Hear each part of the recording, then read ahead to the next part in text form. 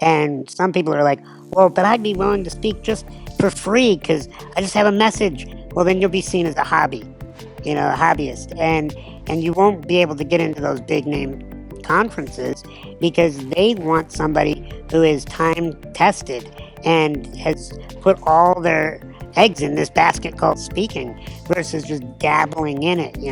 And I don't believe a speaker is taken seriously until they get to $10,000 an hour. Until you get to a speech that is worth $10,000 and somebody's willing to pay you, you're just an amateur in my eyes and in the eyes of the industry. So my biggest thing is you got to build up the message, the delivery, and the marketing with the right attitude to get a event coordinator, a decision maker to see that you're really as good as you say. And it comes down, there's a lot of components that I teach in my event called 10K Speeches, where I walk you through a process of here's what you're going to need in your marketing materials. Here's who you need to be contacting. Here's how you need to handle them when they have questions. And when you start to understand the formula to speaking, it's a lot easier than one might imagine.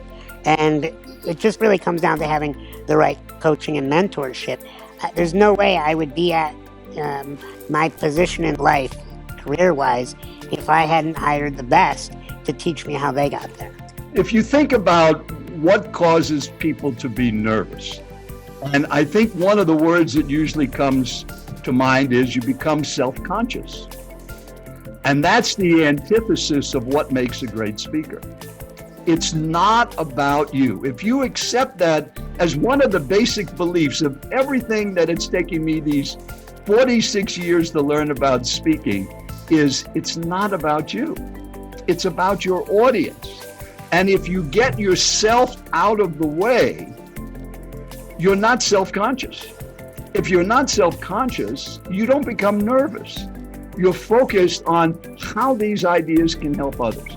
And I know that I don't know you better than anybody else on this broadcast, Joe, but I know you very well, having watched you for many hours. And when I see you speak, I know that that brain inside is thinking one thing: how is this going to help them? What differentiates a powerful, effective, impactful, profitable speaker versus one that does not? Well, I'll just tell you when I sucked and what I did to stop sucking, and then what I've seen other people do. Okay. When most people suck at speaking, it's because they get very technical and they get so robotic that they're more worried about where do I put my hands than what the heck am I conveying and why am I doing this in the first place. Right. And, most speeches that you remember in your life, you don't remember what the speaker said. Yeah. You remember how they make you feel. Totally. And so the speakers that are able to convey an energy that is right to your heart, where you can't look away because you're just leaning in and you just feel like they get you, those are the speakers that make all the difference in our lives. And the speakers that suck are the ones that are so concerned about their agenda. Right. Buying something at the end of the talk or joining my group or whatever it is, but they're so fixated on them that they lose out on why there's an audience there in the first place. Another thing that I notice about speakers that I went through myself is when you suck, it's because you're in your head and you're not in the flow. And you're thinking about, do I look good? How do I sound? Like I said, robotic in some ways. And you want to get to that place where you get into the flow, into the zone. And we can talk more about that as we move forward here. Yeah, well, one thing that there's a marketing term that I've always loved, which is people don't buy from you because they understand what you do. People buy from you because they feel understood. And when you're able to communicate and convey and get into their heads, there's a lot that you can do with that. And selling and speaking and marketing are very similar. I mean, you can, even if you're not quote unquote selling something, it's just you're wanting to influence people. You're giving them an ability to think differently about what it is you're presenting. And sometimes you actually are selling stuff. And I define selling as influence, and I define marketing as storytelling. And if you're more influential, you're going to get more buy-in. If you tell a better story, you're going to enroll people. And so if you're going to speak, you want to either attract or repel. I mean, that's sort of an activity with selling. And so I wanted to frame it that way because people that are watching this, they may have never given the public presentation in their life. And maybe they want to, but they're deathly afraid of it. So when we even talk about speakers that suck, they're like, I've never even spoke before, so I'm certainly going to suck. And they're going to go through that whole fear, the whole statistics about how more people are afraid of public speaking than dying. And I know that you actually teach people how to get over those fears. And one thing, with obviously pointing out the fact that you are 3 feet tall and are in a wheelchair, in case you didn't know that, right? I always say to people, it's like, look, you can come up with all kinds of objections about how you can't do this, you can't speak, you can't work out. Sean does this stuff all the time. So it's a learned skill. And if you want to be good at it, you learn from someone that has that skill, that's been doing it many, many times for years. And if you need to hire a brain surgeon, do you want someone that just got out of medical school and has never performed brain surgery, or do you want a brain surgeon who's done it 1,000 times? What are the chances that that person is going to really be the one that you need? And so I look at you as that way. You have done literally thousands of speeches and communications, either in person or on video, and you have close to 1 million followers on Facebook. And you just recently did a video that has been viewed, as we sit here, 67 million times. So you clearly know how to get messages out to the marketplace. And so here we are. And I've got a list of questions for you. Sure. I know I'm rambling here, but I think this is good. Well, so let's talk about, you mentioned storytelling as marketing. And storytelling is huge in speaking because when you tell somebody, okay, do this in your business, they're going to give you resistance. Do this in your marriage. Do this with your children. It sets up this attitude that you know something they don't, and therefore you're superior, and they're just having to just take the advice. Right. And that breaks rapport with the audience. This is where storytelling comes in. Whether it's storytelling in the form of marketing or storytelling in the form of professional speaking, it is a way to put uh, the ego to rest of your audience member, where they're able to just lean back and listen to a story. I mean, who doesn't love a good story? Think about how many stories we've been told and been telling our whole lives, and we love good stories. That's why we read books, fiction books, or watch movies, or watch, when we binge on episodes of Netflix and watching TV series. It's because we love that story. We don't know how it's going to end, and it pulls us into the plot. And so, a really good speaker has the ability to captivate the imagination with that storytelling ability. And if you can get the story to have what I call bridge moments, where you're now not just talking about the character, but you're talking about them as the character.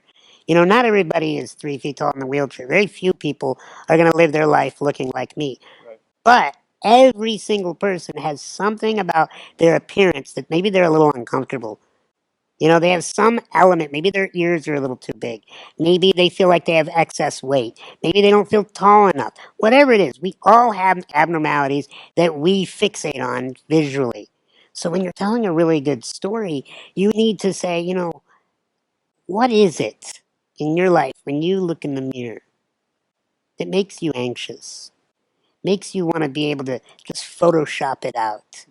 Make it bigger, make it smaller. And as you're telling the story with the listener in mind, you bridge from the speech and from the stage out to the audience. They get pulled in because they know it's not just about the speaker. Right. And so a really good storyteller activates the imagination of their audience. Another really good element of storytelling is you don't know what's going to happen. People say, "Oh, I love surprises." No, they don't. They like surprises that end well, right? And when you have stories, Surprise, you're bankrupt. yeah, exactly. Surprise, I want a divorce, right? Yeah. It's like when you get those kinds of surprises, they hook you. They're like, "Oh, I didn't see that coming." And that's another really good, powerful element of storytelling is don't just tell them what they expect. Tell them, throw some curves to them. Life does that. So as a storyteller, you need to do the same. Where somebody goes, wait a minute, I didn't see that coming at all. I have a story that I teach about how we shouldn't judge other people. And there's this twist to the story where you start to hate this little kid, but then you learn this little piece about this child and how bad their childhood was. And then all of a sudden, you don't hate the kid at all anymore. You love the kid and you feel bad for hating the kid. And those little turns in the story are what hook people and bring them in. And as you know, a veteran speaker of 22 years, that's just one of many little tricks to telling a story so that the audience is leaning forward and they can't wait to hear what's coming. Now, to play devil's advocate, but Sean, I'm not very creative. I don't have a deep imagination. I don't have a tremendous skill. I'm introverted. I'm deathly afraid of speaking, and I'm not quick-witted, and I can't do improv. I mean, there's all kinds of things. What would you say to that? Well, the biggest thing I would say is, when you get up on stage, you're not ad-libbing. When you get up on stage, you have a model that you should be following. And that's what I teach is you should have a formula, a model that you are putting in stories that make sense for your points and you're taking the audience on a journey. So it's not really about like being gregarious and juggling and making sure that the audience is thinking that at any moment you're going to light yourself on fire. No, Although you could. although that could be a good part of your speech. Right. The big part of it when you're putting together your talk, you want to make sure that it's you on stage. And this is where I see some speaker trainers going off the rails with their students. They make them little copies of them. So that person marches out of that speaker training and they become little versions of that speaker. And I always say, you don't want to be a little version of Sean. I'm already pretty small, right? You don't want to be pocket size, right? So I teach people like, how do you find your own authentic voice? If somebody's shy, I don't want them to get up on stage and try to push, some kind of gregarious personality. It's going to be incongruent. Right. I'm going to say, okay, if you're dry sense of humor, use your dry sense of humor. If it's like you, if somebody's not funny at all, I just say, just enjoy not being funny at all on stage. That was an attempt to show me how much you love me. Yes, of course. Okay, so let me ask you some questions that I typed up on my electronic device here. Well, so in order to be skilled at something, it's nice to actually enjoy it or find value in it or love it. So why do you like or love speaking? I mean, why this? Well, I get my message out, Joe, as you mentioned earlier, through lots of different formats. We do webinars, podcasts, we do uh, streaming video, a lot of different things. But the reason why I love this, and I say this being up on stage with a live theater, is you get instant feedback. You get to look at people's faces and read their body language and interact with them. So speaking now to me is more like surfing. I can see the wave coming when all of a sudden I say something that may make people squirm a little bit. We're talking about serious issues, maybe something that is going on in their personal life, and you can watch it wash over the crowd. And being able to have that, it's almost like a dance with the audience. I love being able to take an audience on high highs and then low lows and back. It's like a roller coaster. And so that instant feedback, most people spend their whole life like this. They're either holding their phone or they're sitting at a computer screen. And this ability to see a human being for 1 hour uninterrupted and being able to have a heart to heart conversation where you can watch the tears well up in their eyes, where you can hear the laughter just spread over the crowd.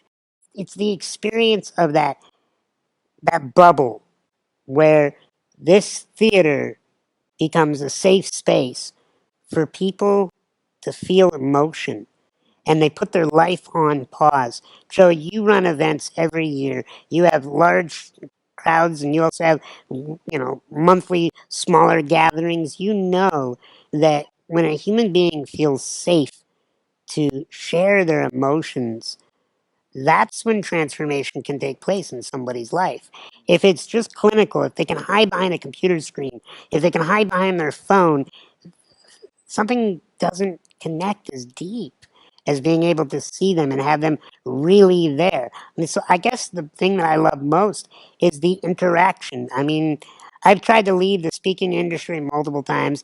I've said, "Oh, I hate traveling," or "I don't want to run a live event." I know you and I have talked about the woes of live events. You know, filling up the seats are challenging, but yet we keep doing it, and it's not just because of the money. No, it is very powerful to actually influence and yield a certain impact, power, persuasion, changing people's minds in ways that it is hard to put words into that. I mean, you almost have to experience it, what it does for your confidence level. And let's just take money. I mean, a lot of people that would pay to come to an event of yours, as an example, which I'll talk about because you do trainings for people, and I'll ask you about your upcoming trainings and how people can personally get trained by you. Uh, there's a money aspect to it. And a lot of people want to enter speaking because they're like, oh, this is going to be a great way to sell. Selling one-on-one is not as effective as selling to large groups of people. So if we just go to the money aspect, when I was a dead broke carpet cleaner living off credit cards and I learned marketing back in 1992, I was first introduced to direct response marketing. And that was after 2 years of living off credit cards, going deeply in debt, being ethical, caring about my clients, and still being broke because I didn't know how to package and present myself in ways that people would hire a carpet cleaner. And of course, I started out in business selling something nobody wants to buy, which is carpet cleaning. So if you have to figure out how to effectively sell something no one wants to buy, it really forces you to learn how to present and package yourself. And after I learned some marketing techniques, I turned my small company around. And then I started thinking, wow, how many other people throughout the world could benefit from what I know? How do I tell them? And so I wrote sales letters and did direct mail and ran ads, and then I eventually started speaking. And the very first public presentation I had given in the form of a seminar, I wrote a letter and I signed up 52 people to pay $97 to come to a one-day event. And people would tell me that after the first 2 or 3 minutes, the nervousness will subside and you'll be able to do it. I was like nervous as hell the entire day. And I never had anyone like you. I didn't go to some training and get trained how to do it. What I did is I actually sold tickets to a show and then I had to perform it. In true marketing fashion, sell it, then build it. Right. And so I had 52 people show up. Most of them were twice my age because, I'm like in my mid-20s. And I think I was, I don't know, 24, 25 at the time. And basically, I sat and, talked to this group of cleaners. And at the end of it, I actually made an offer for my program. And I sold $12,000 worth of programs, and I thought to myself, this is pretty damn good. Yeah. And it's not that the 12,000 is pretty damn good, because at the time it was great. Now I ended up, doing really well, and that was the start of me building a multi-million-dollar publishing company. What was really great is those people bought my stuff and went back and doubled their businesses. Some tripled it. And fast forward, we've had over 8,000 service companies that have changed their lives. I've saved many people from bankruptcy. I've had people send me suicide notes saying, had I not met you and solved this financial thing, I was going to kill myself, which, whatever. Thank God they didn't. And there's many different things. It's just you never realize how you can change people's lives until you just get out there and do it. And it was nerve-wracking for me in order to do it. The first time it was difficult, but I'll tell you, it was one of the most rewarding things I'd ever done. And I was an incredibly shy, kid growing up. I couldn't even ask someone out on a date without, shaking like crazy. I mean, my heart would beat out of my chest. It was hard to interact with other people. And now, I've spoken to, groups of 5,000 people. I'm doing a presentation next year in front of 12,000 people, for an hour. I mean, so had you asked me that in the very beginning, could you do that? It'd be like, no, there's no way. So the point is, no matter where you're at, don't be so sure that you cannot do this, and don't be so sure that you can not impact people. As a matter of fact, if you have some confidence in at least taking the steps to learn how to do it and listen to someone like you who's been doing it, who's had enormous challenges, but still, I'll tell you, like there's a lot of people that have your condition that are probably pretty miserable because they have never created an outlet to impact other human beings. And I know one of the things that drives me, and I would like to think it drives you, is that you know when you open up your mouth and you have a camera on you or you're in front of an audience, it makes you feel good when you know that people are like, wow, this person's adding some sunshine to my life. This person's teaching me how to be a better human, how to run a better business, how to be more effective at what I'm doing. And everyone that would ever watch this, there's something that if they just knew they could say it to the world and do it in a way to where they would win, they'd be doing it all day long. So the question is, how do we actually get them to that state? So, Yeah, well, if you knew your audience really well, you would never worry about speaking. I want you to think about that for a second.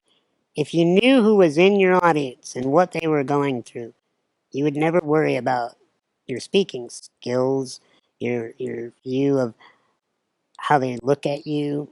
I'll give you an example. I gave a speech recently to 5,000 people, and the night before, I met with their top 600 leaders in the company.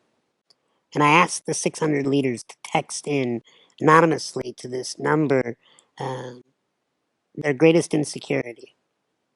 And so the top leaders, the 600 best and brightest leaders, texted in their insecurities. And we got over like 550 submissions. So we got pretty much everybody.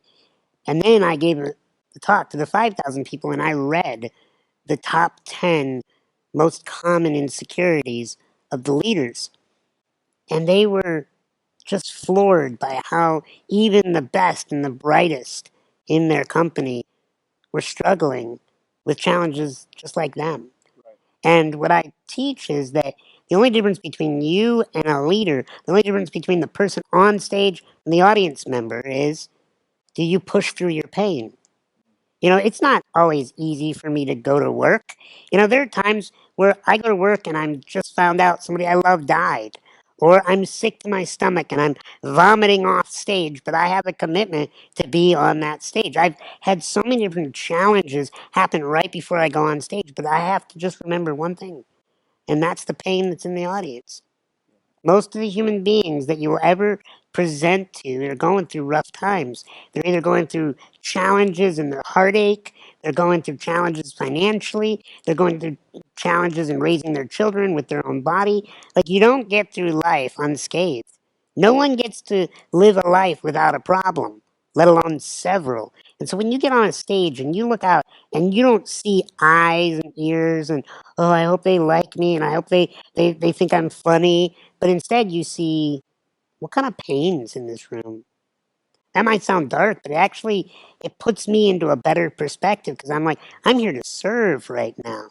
And when you come from a place of service, nerves and fear and sweaty palms and all that, that just dissipates naturally because you realize you have a very short window of time with somebody who you could impact them to not kill themselves that night or to make a change in their business that brings in dramatic increase in their profits that then they can actually, you know, have so much more resources to see the world with their family or to have the money to help their, hospital bills. I mean, you have no idea when you are impacting another human being how far the ripple goes. right, right.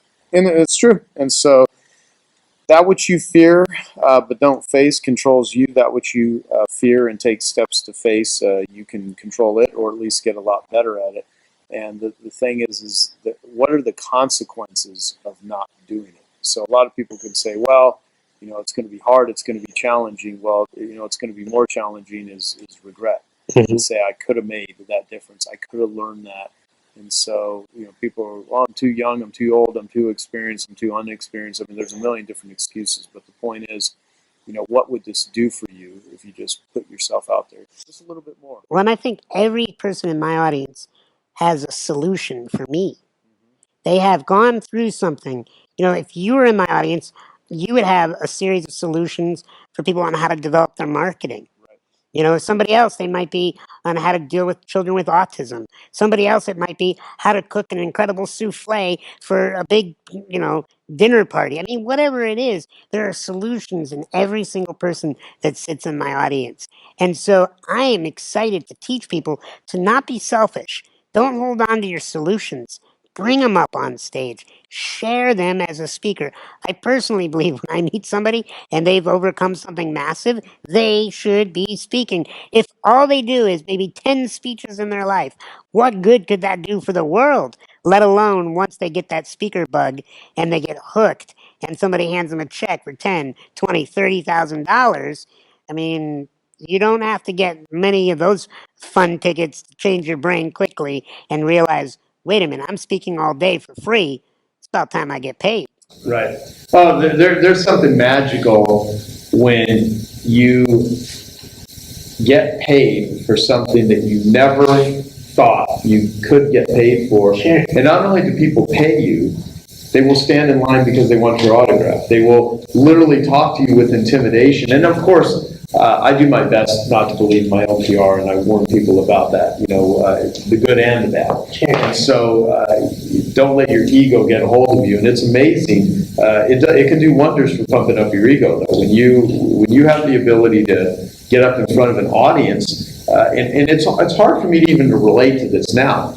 A lot of people, the mere fact that you're one of those people that can get up and talk, that impresses some people because most people can't even do that. They literally are so scared shitless that they will not get up on stage and do it. And so even getting that step is great. And once you do that and you keep at it, then one day, and it doesn't, in some cases, take that long, especially if you get a coach, especially if you learn certain formulas. So going back to the formulas. Look, if I could say one thing about that, a speaker is a tribal leader of the room. Yeah. It's the tribal leader of the audience.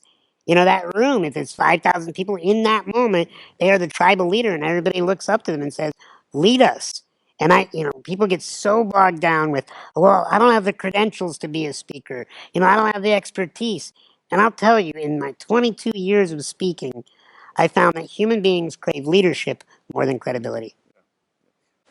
There's people that have gone to prison, and while they're in prison, they write books, and then when they get out, they start talking about their crimes, and they literally get paid for it. Oh, big time, And too. movies get made about them. Yeah, absolutely, because it's a good story. Yeah. So, people have to rethink what they can or cannot, speak to. So, you talked about formulas, so I'd like you to teach me as quickly as possible how to put together an entire speech, if you do have. Yeah, I actually do have a formula, and I'm going to show it to you with a visual aid. I got something right on the other side here that's going to help you. All right, this thing? Yep. Right there. Okay. And begin. So I want you to think about a speech totally different than you ever thought of it. Most people think about, I gotta have points, I gotta impress them, I got a funny opener. Just put all that aside. And I just want you to think about a speech in 3 simple blocks. Stories, they're the blue blocks. Activities are the yellow blocks. And your points are the red blocks. And now you have the start of a speech.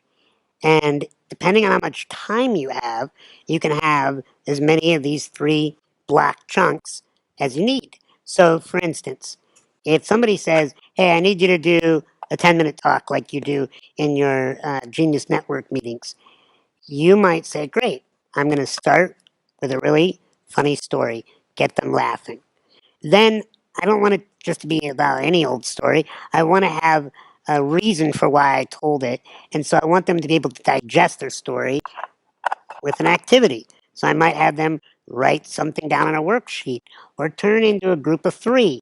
And now that's starting to get them to digest the material that you were teaching to the story. So now you have your activity and the story. And then lastly, you have your point, which is the whole tie-in of the story and the activity. And the point is where you can have your facts.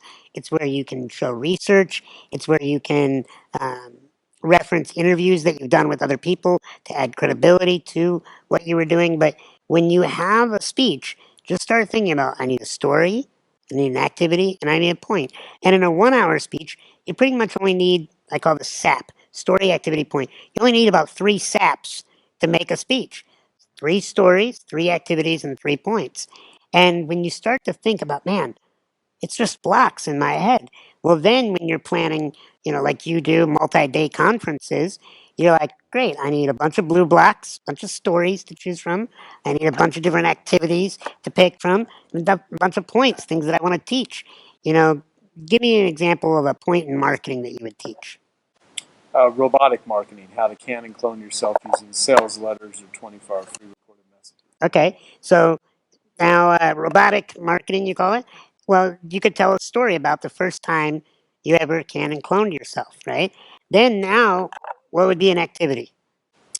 Creating a consumer awareness guide. There you go. So now you have the start to your keynote. And, if you want it emotional, you get an emotional story.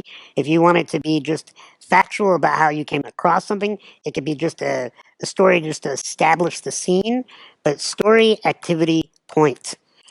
Yeah, and I want to say this too. So if people are thinking, well, I'm not really super skilled at something, because of course everyone is in something, but you can do talks on anything. Like for instance, remember that movie How to Lose a Guy in 10 Days? Yep. I mean, you can do speeches on something that almost everyone's done: how to like destroy a really great relationship, Yeah. or how to go broke very quickly. Yeah. And you could You got stories on both, Oh, actually. I've got dozens. I mean, it could be an entire series. I A mean, it could be Netflix over like series. 10 years or Yes. something. Yeah. So, but the point is, you can actually take any sort of life experience using that model, and you can make a funny speech. You can call it something to get someone's attention, but then within it are some great life lessons, because you can tell people what to do if you know what to do in certain areas. You can tell people what not to do if you've learned what not to do. You can tell people, how to do it. You can tell people how to think about it. I mean, you can use this for knitting, how to teach a parrot how to talk, how to, build and grow a business, how to get hired, how to walk away from something in your life that's not working, how to, overcome pain. And what's great about this model, and as a professional speaker, somebody pays you to show up and bring both information and entertainment. That's what a speaker is supposed to do. A speaker is supposed to shift emotion and transfer ideas. That's when a speech gets good. And sometimes you get to your speech and they say, Joe, we're actually running late on time. We're going to give you an hour. Now you only get 15 minutes. Most people would freak out. They'd be like, well, I planned out an hour. I memorized an hour. If you had your SAP model, you'd go, great. I'll just cut a few of those stories, or I'll cut a couple of the points, or I'll just reduce one of those activities. And you can just mix and match, and you can be as flexible as you need to right before you step on stage. And I can't tell you how many times this simple model bailed me out over the years. Hey, I hope you're enjoying this video, and I want to let you know that I have a new book that's come out, and if you'd like to get it absolutely free, there's a link below in the description, or you can wait till the end of this video, or you can simply go to joesfreebook.com and you can get a copy there. How do you handle someone who is really petrified to get on stage and to share their message? I know we spoke about this. I just think that that's an obstacle to some people, and if they can't, they can see you giving a presentation, they can hear about me, they can see other people, but if they can't believe they can do it, then we can talk formulas, we can do stuff all day long. It's just not going to bridge that gap. And I would really like people that are watching and listening to this to have a sense of possibility. Yeah. So what I can do is we can actually show a clip from my first event that you presented at 10K Speeches, where I took a young lady in my audience who was definitely afraid of speaking, brought her up on stage. I don't know if you saw this activity, and we took her through a process that we're going to show right now. With the mirror. Yeah, with the mirror and walking her through what the audience is going through. So let's show that now. I want to find somebody who is still feeling fear when they think about speaking, and they feel fear with entering into this career of speaking. Maybe they've been in it for a while and they are still dealing with fears. It causes jitters, it causes panicking sweats, it causes sleepless nights. I want to find the individual who is going to represent our fear. She's got her hand up before we even ask for the volunteer. So if you'll come on up here, you and I, Nicole, we're going to have an experience. Ready? Yeah. Nicole, tell me your level of speaking. How long have you been speaking? Have you been speaking? Walk us through where you're at. And I have stories that move people. And when I speak, a lot of times I start off really confident. I can fake it for a while. And then I get to this point where it's like I can't breathe. Like I want to cry. Like you want to cry? Yeah. Okay. Like I'm doing right now. So I want you to think about a struggle that you're in. And I don't want like, oh, I'm struggling to get my business off the ground. I don't want like things that we may all be dealing with. I want to know the truth. I want to know going through divorce right now and tell us about it. I want to know about what's happening to your children. I want to know about a family member you just lost. I want to know pain.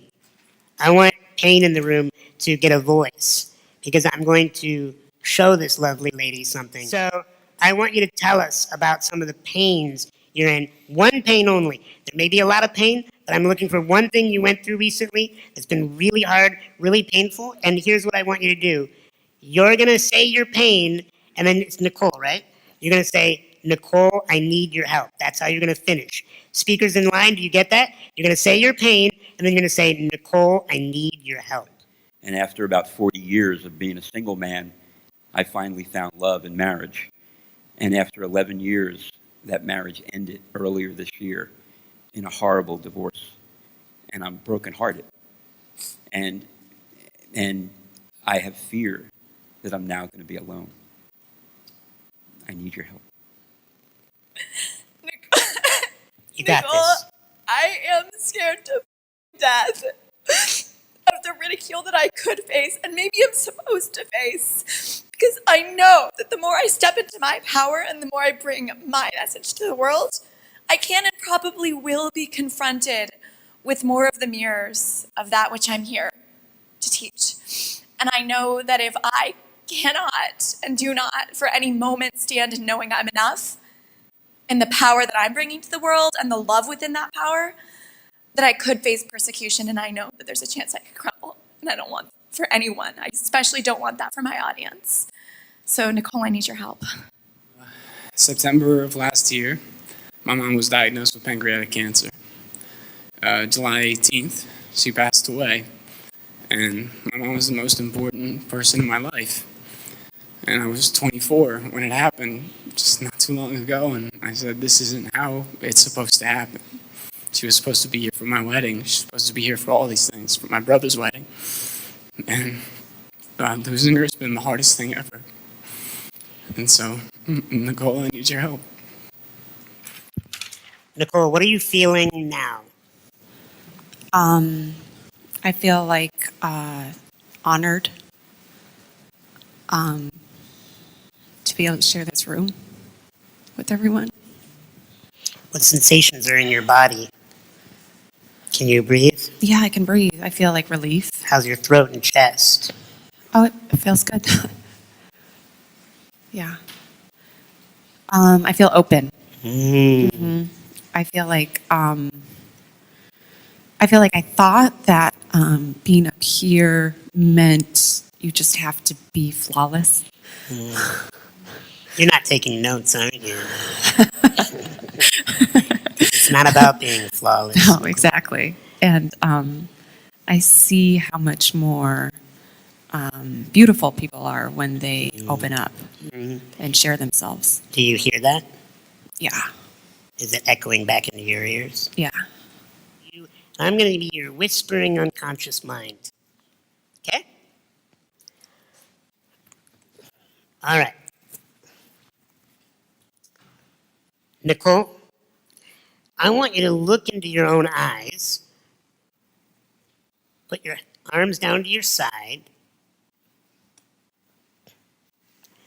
And this time, as you look into your own eyes, I want you to realize that your audience needs you. They're asking for it.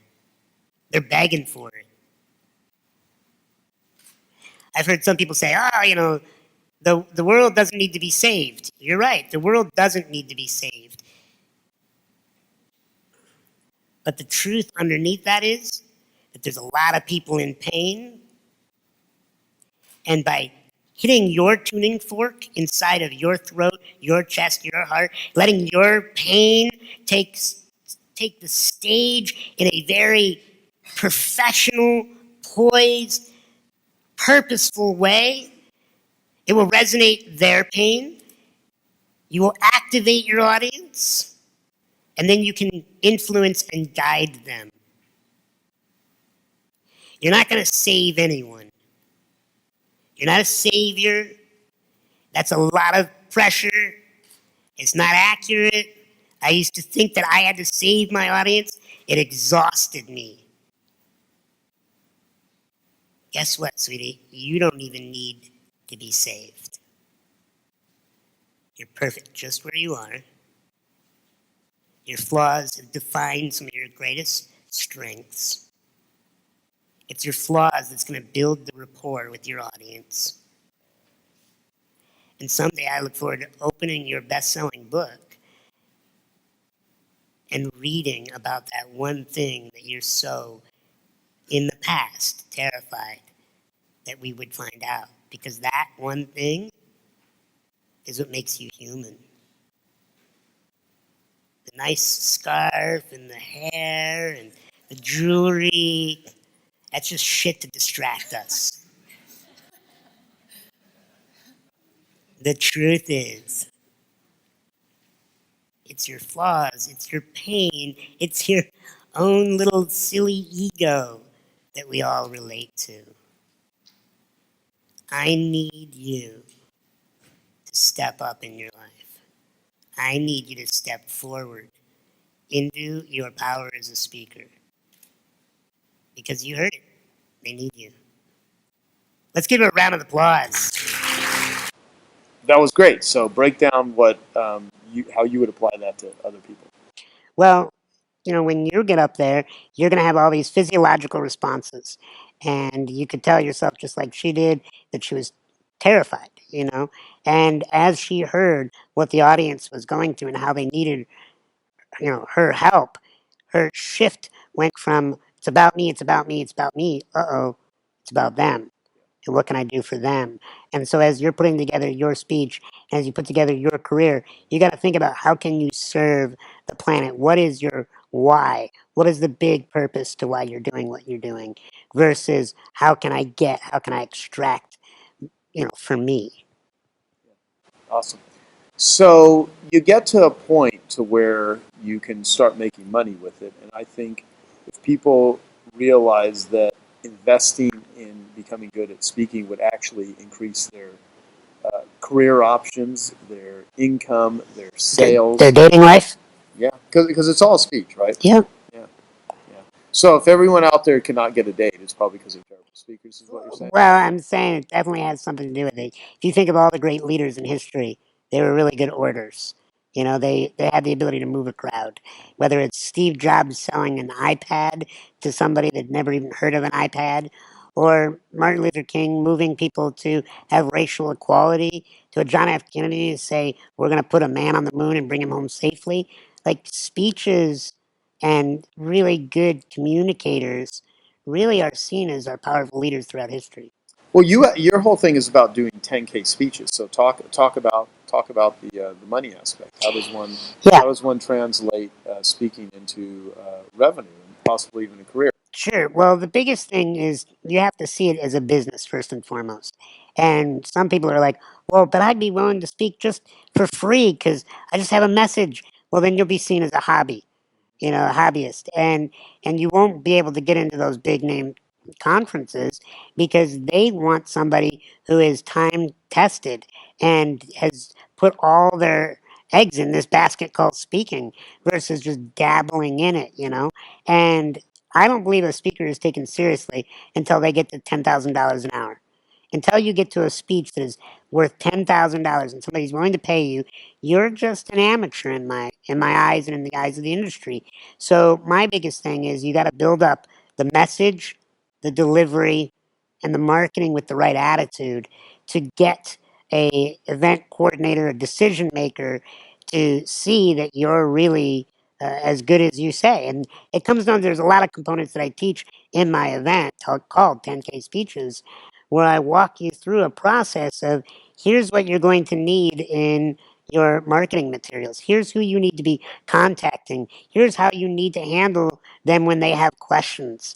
And when you start to understand the formula to speaking, it's a lot easier than one might imagine. And it just really comes down to having the right coaching and mentorship. There's no way I would be at my position in life, career wise, if I hadn't hired the best to teach me how they got there. What's the best marketing strategy for getting 10,000 or more per speech? Well, I'm going to tell you this, and it's going to sound like I'm kissing your butt, okay? And trust me, you're the last butt I want to kiss. But it's really about surrounding yourself with influencers. I have this thing called advocate marketing that I learned from one of my mentors. And being in groups like Genius Network, going to conferences and meeting people that have an influence over an industry, that are connectors, as Malcolm Gladwell says, there's a few group of people on this planet, a select few, you are one of them, that have access to potentially hundreds of millions of people through their contacts. And when you get to know these people and you bring them value, I moved my whole business from Chicago to Arizona to get to know you, to spend time with you, to bring you value, to bring value to your community, to the people that you care about. I mean, Joe, you can call me day or night and say, I have a friend that needs help. And I'm not like, well, Joe, that's not my problem. My thing is, I drop everything because you are one of these advocates in my life. Now, because I do that, there is this unconscious reciprocity that just naturally happens. I don't do it for tit for tat. It's more of like this reciprocity of when you're talking to somebody about events, you say, hey, have you heard of Sean Stevenson? He's one of the best speakers out there. And it's because I stayed top of mind in your life by continuing to bring you value. And there's probably 21 other people in my life that I bring a massive amount of value to them. So on a moment's notice, they know if they're going through something, whether it's putting together a presentation, whether they need my therapy advice, whether there's somebody in my own Rolodex that I can reach out to, that by bringing influencers a ton of value, they can make one phone call that can help you skip, you know, dozens of steps and potentially shave 10 to 30 years off the learning curve because they just know the right person to meet because they spent their time developing their, network. And the best way that I built my speaking industry is find the people that have access to influencers of events and industries and the human race. I mean, now it's come full circle because now I have, you know, reached this year alone over 200 million people through my videos. And now you are able to come back and say, hey, Sean, well, let's do something together and get it out to a mass amount of people and teach me how to do live streams or put together viral videos. And so it comes full circle. So if you just bring a ton of value to influencers, find the people that are so busy that they won't pay attention to you unless A, you pay them, or B, you bring him so much value it's worth more than money. Yeah, well, it's so true. I mean, so true. And the lesson there is just be useful. And the more useful you are to the certain people or the right type of people, although I think people should be as useful as humanly possible to everyone. I mean, you've heard me, wrap Well, you up got to this. give expecting nothing thereof. When Yeah, you call me, I'm not like, hey, Joe, well, I'll trade this help with this friend of yours that's suicidal in exchange for 3 good leads for speeches this month. It's never like that. right, It's and that's the key here is you have to just keep bringing value. There are 21 people that are influencers that I reach out to, and I will say not everyone each year brings me value in return. And some have never even brought me value, but I'm looking at the long game of my whole life. Right. And I'm looking that maybe someday that person of influence calls me up and says, "Hey, Sean, have you ever been on fill in the blank event, media, whatever it may be?" And my response is, no, maybe I haven't. And then now we've closed that loop from bringing all that value to them. And, when I look at the value that you and maybe five other people from that 21, each person brings in potentially six figures a year to my business by just bringing those few people value. And that's the power of mentorship. I mean, I pay you $25,000 a year and I spend money out of my own pocket to market your materials because I know the value that comes from being your friend and bringing, goodness to your world. I can never keep up with the amount of value you bring. I try, but it's yet to happen. I hope to surpass it Well, no, someday. we keep trying to outdo each other too, which is great because the whole premise is just how can we be incredibly useful to each other, and there is no scorecard. I mean, we're not trying to say, oh, he's doing this for me, he's doing that. Oh, that mic drop video got you this many people, and Right. right, you can't keep score. And the quickest way to lose at life is keep score. Yeah, totally, totally. One thing I want to tell a little bit about how I basically have packaged my speaking because, and when I say this, let me remind people that this is not just about being in front of audiences. This is in any situation. Like for instance, yesterday I was being interviewed for a documentary, and the person that's putting together this documentary, I'm not going to name names because when it comes out, we'll actually see. They want the documentary to be watched by over 1 million people, and I actually think they have the chops and the ability, and depending on how the content is, there's probably a really good chance that will happen.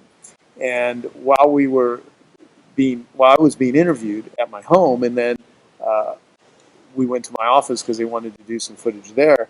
I told them about, you're here in Arizona. When does your plane leave? I called you up yesterday, and like, this guy is going to be better on camera than me. He's awesome. And they went over and did that.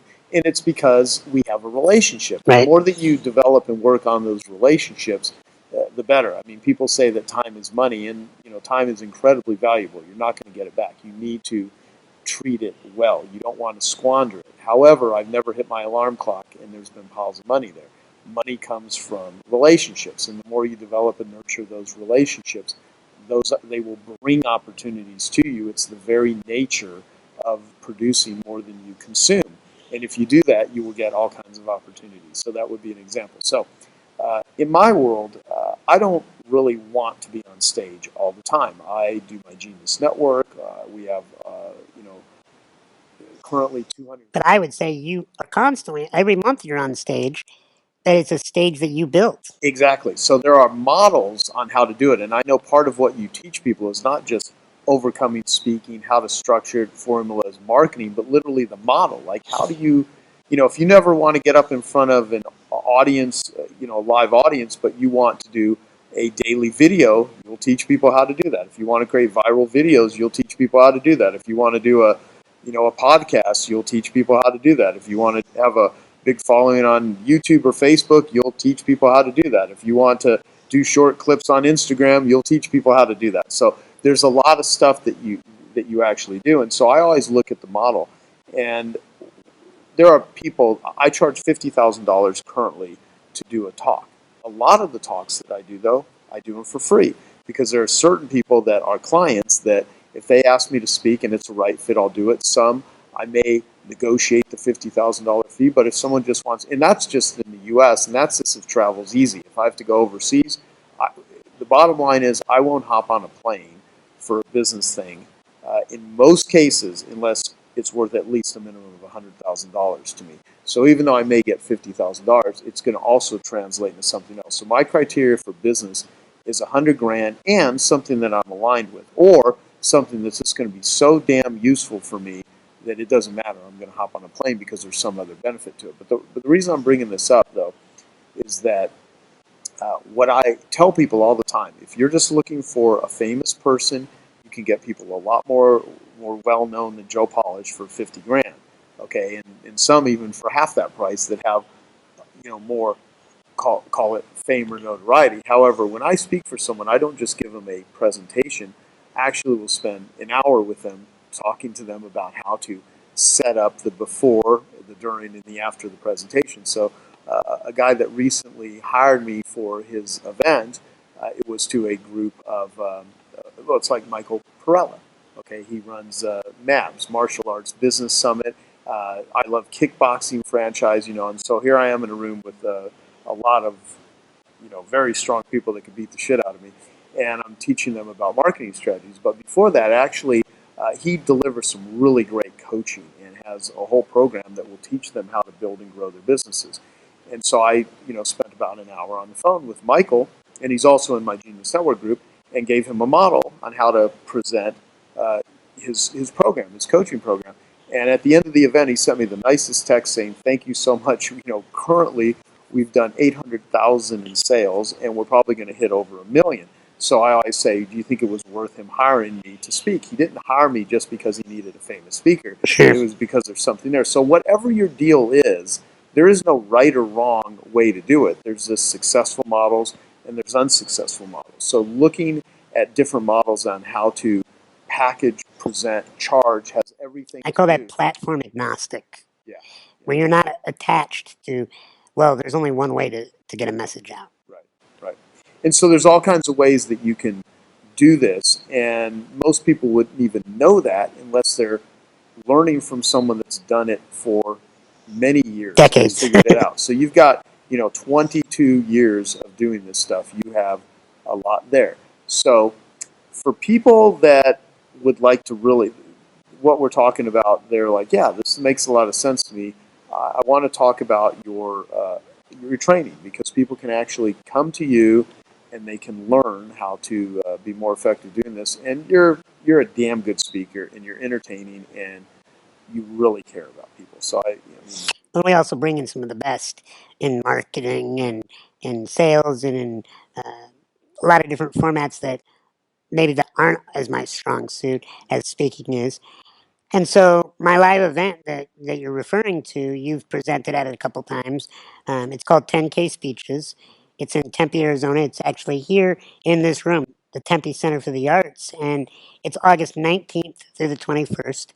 If people want to register, they got to go to 10kspeeches.com. the number 10. The number 10. So 10kspeeches.com. You can get all the information about what you get, a lot of fun bonuses. They get more training before they get there on video than they could ever imagine alone. They get that, plus they get the live event experience. We spend 2.5 days with people. It is. I've been told that it's one of the most fun events because I've been watching live events for 22 years. I see the ones that suck.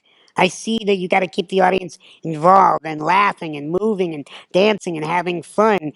And also, you have to have substance. You can't just be fluffy. And, I also don't like events that are just the whole thing is a pitch fest.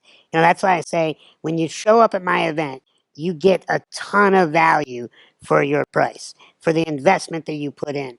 Because I'm a big believer of what you teach. What you pay attention to.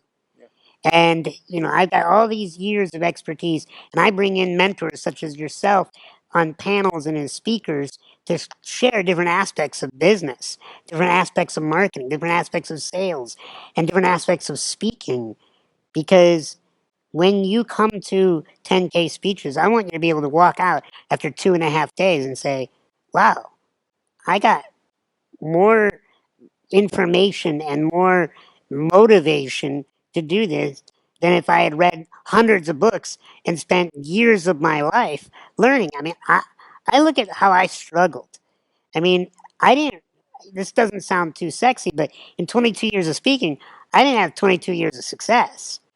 It's only been the last maybe 8 years that I really dialed it in and figured out what are those little tiny hinges that the big door swings on, as you call it, Right. and those little transformations are what I teach. The where not to spend your marketing dollars, what mistakes to avoid. I have dumped tons of money into certain things that never panned out because I didn't know what I was doing. It's also a mistake to think that spending money on a bunch of, fancy, flashy websites are going to get you booked. Right. No, it's not. Or even it's not just about being a good speaker, because I spent maybe 10 years really honing my craft. And being a good speaker is not enough because people will go, yeah, but we've never heard of him. We've never heard of her. How should we know?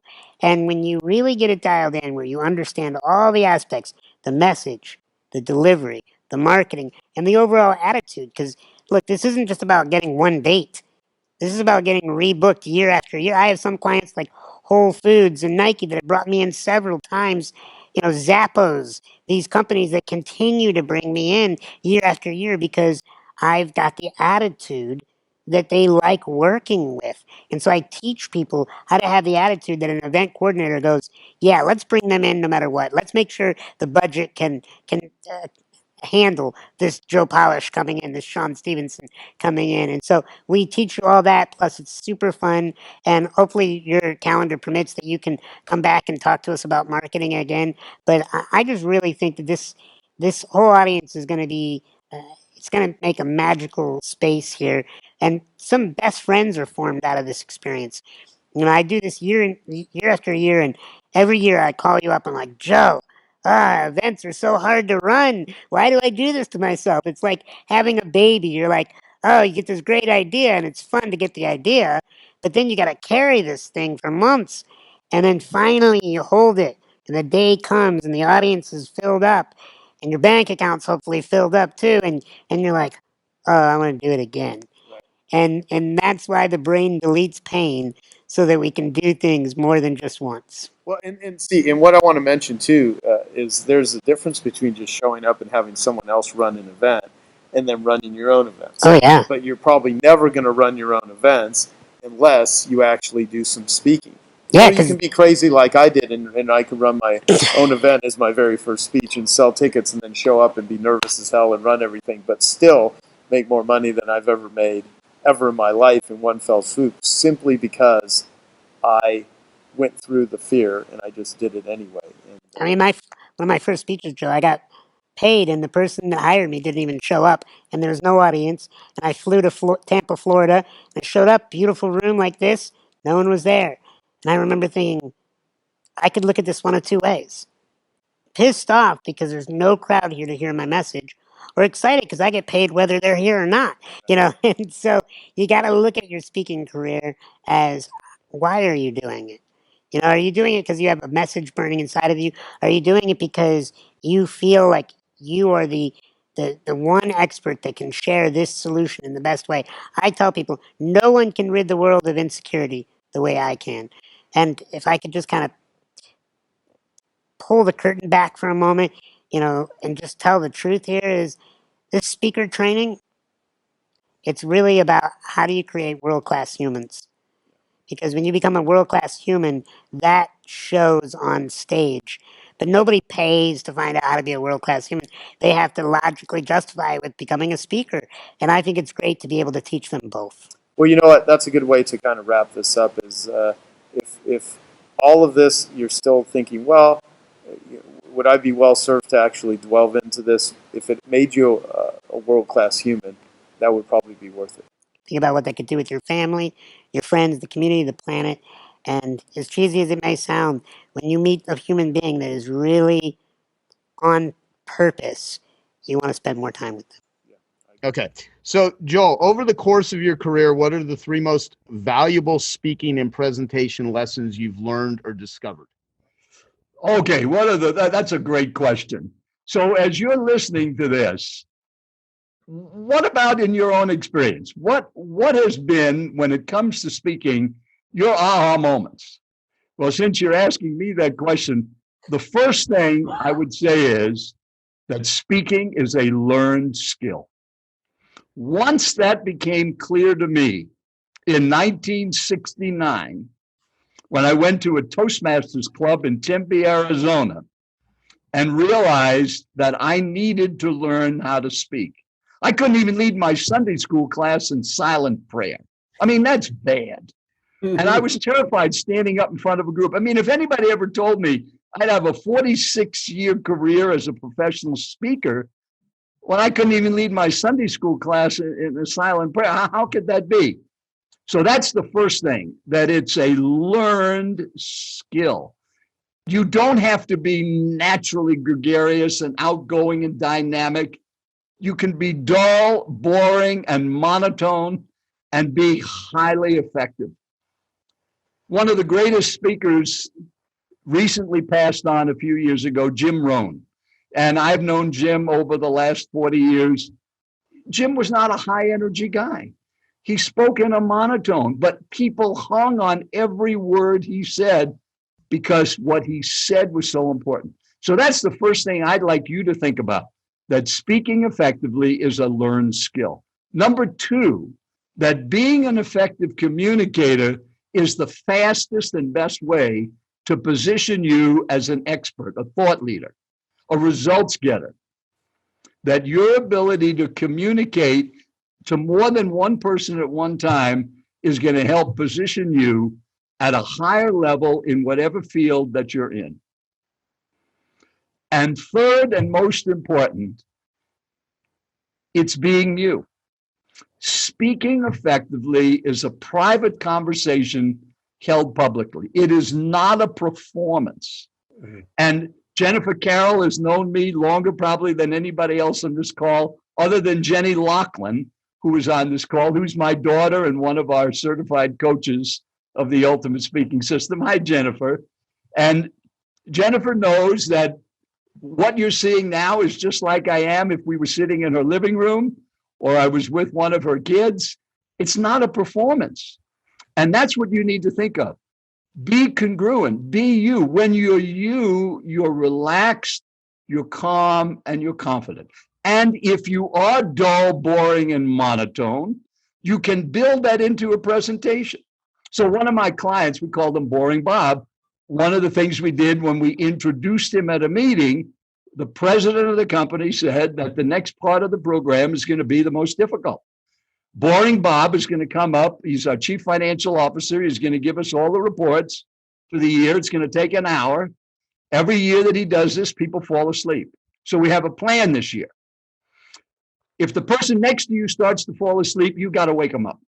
For the people in the front row, if Bob starts to fall asleep while he's talking, you got to go on stage and wake him up.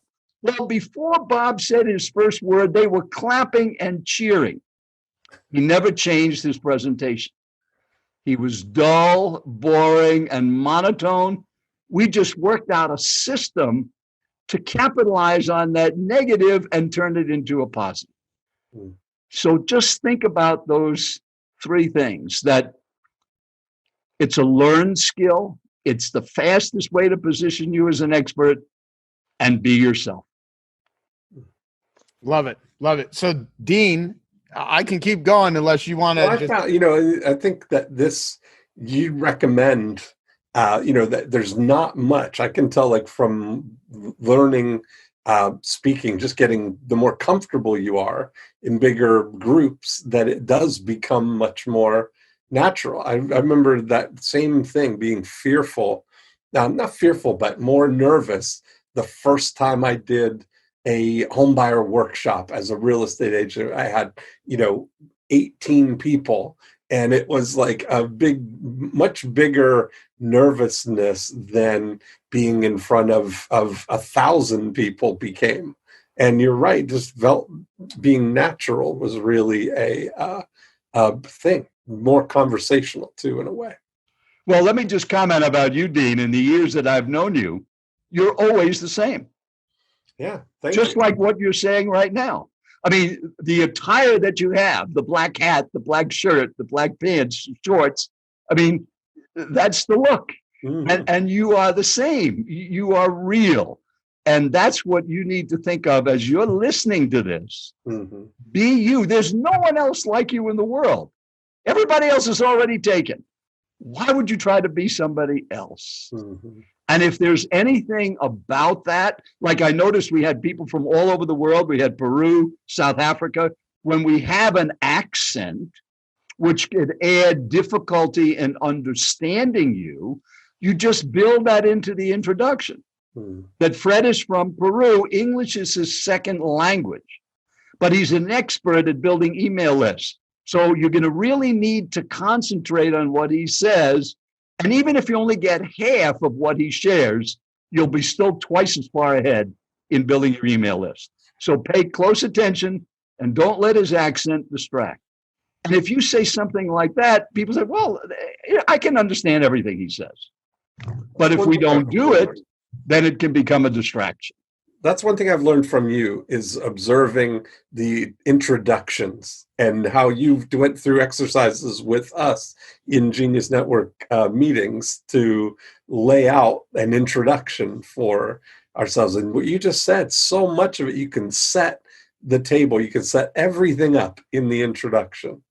Well, let's just add that that's such an important part, Dean. And since we have Ben Hardy on here, and having worked on many of his introductions, the things that he speaks on, since he's been a client since the 3 years that he's joined Genius Network, if you get a good introduction, and there's a certain system in writing an introduction, and Joe, I think I've written 187 introductions for Genius Network members that have spoken at our events. And there's a system of doing it. And when you get a great introduction, you speak downhill. Now, if you've ridden a bike, when you go down a hill, it's a lot easier than going up a hill. And unfortunately, most people begin speaking uphill. They're trying to drag the audience into the message. But a great introduction enables you to have the audience moving with you before you have even said your first words. And that's the key of a great introduction. And remember, the introduction is not really about you. It's about the message and how that message is going to help your audience. But so when it comes to fear, so you're going to say some great stuff. I've got some questions that I know is going to elicit some great stuff. If someone here is like, I can't picture myself speaking in front of people, I'm nervous, and you just said it's, be yourself, but their self is, I'm scared, I can't do this. What would you say to that person? Well, if you think about what causes people to be nervous, and I think one of the words that usually comes to mind is you become self-conscious. And that's the antithesis of what makes a great speaker. It's not about you. If you accept that as one of the basic beliefs of everything that it's taking me these 46 years to learn about speaking, is it's not about you. It's about your audience. And if you get yourself out of the way, you're not self-conscious. If you're not self-conscious, you don't become nervous. You're focused on how these ideas can help others. And I know that I don't know you better than anybody else on this broadcast, Joe, but I know you very well, having watched you for many hours.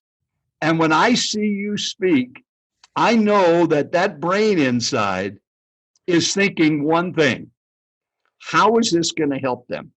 And once you do that, it's not about Joe Polish.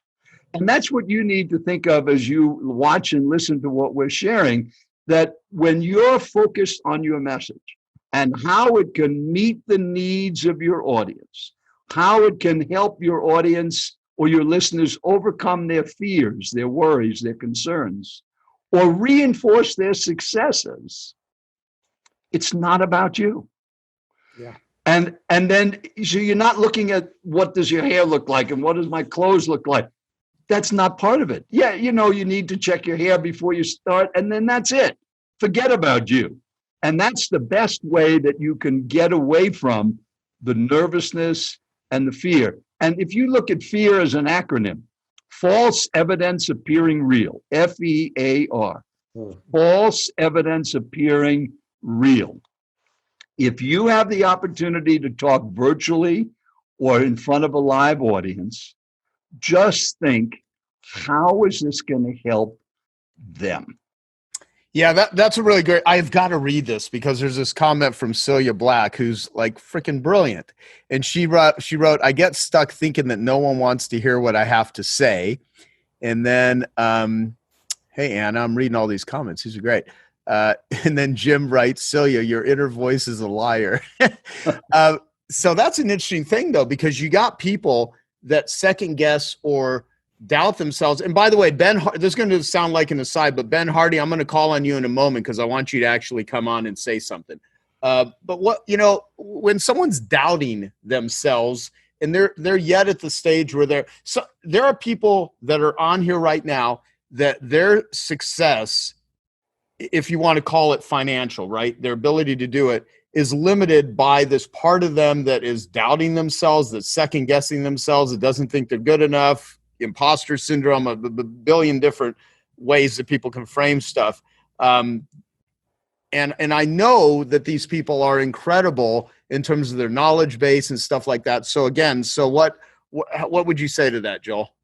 Well, since you mentioned Ben Hardy, and he's going to come on, and for those of you that know a little bit about Ben, he now has a whole bunch of children, and he just had twins, and they're having another one, or they already had the other one, and they have 3 adopted children. So Ben is going to come on and teach us how to change diapers. That's his talk. Now, if that was the subject Ben Hardy's going to talk about, changing baby diapers, is that a subject relevant to this audience on I Love Marketing on our meetup? No. So if Ben is going to talk about the power of a book and how the book you have within you can change your life and the lives of others, and why you should think about writing it, like he did with the 2 books that he's had published, that's a whole different story. So one of the things to think of when you feel like Cecilia said, well, they're not really going to be interested in this subject, then they shouldn't be hearing about it. We don't want to hear about Ben changing diapers. That's not relevant. That does not meet a need. It does not overcome a fear. It doesn't reinforce a victory unless you just happen to have a couple of babies at home and you've never changed a diaper before. And once you know that what your subject is and how relevant it is to your audience, that imposter syndrome, that fear goes away, because you know that what you're going to say is going to help that audience. And I know whatever Ben is going to say is going to help our audience. So Ben, I call Ben my adopted son from another mother. And I love you, my friend, Ben, even though my daughter is on the call with us. That doesn't sound as, yeah. How would you define speaking? I mean, people can hear, okay, we're going to hear a couple guys talk about speaking, but I really want the audience to understand the importance of this and that this is a skill that can be learned. Well, there's different kinds of speaking. You mentioned that we're always speaking, we're communicating. You and I are communicating, but a lot of people are joining us, but we're really only talking to one, just you. So it's always one person. If you're in front of a large audience, and you've been in front of large audiences, if you have 1,000 people, it's still only one person. Right. It's just replicated 1,000 times. So there are entertaining speakers that, it's like going to a movie. Mm-hmm. Why do you go to a movie? To relax, unwind, be entertained, and you come out and say, boy, that was a great movie. Right. And you have a good evening. And there are many speakers like that. But hopefully our listeners want to grow their business through their ability to communicate, which means action must result. And that to me is what makes an effective and great speaker, is when a message is delivered and something happens. And that something is so positive in the person who heard that idea that they grow their business. Right. Right. And you don't need to be humorous, high energy, charismatic, and dynamic to have ideas that are worth implementing. Mm-hmm. So to me, what makes a great speaker, an effective speaker, is when the audience acts. Yeah. And if you think, how many people have you heard in your life, and you say, oh, he was a great speaker. And if somebody said, okay, Joe, based on what you just heard, a year ago, you told me that was the best speaker you ever heard. What did you do as a result of what he said? Right. Nothing. Then he's not a great speaker.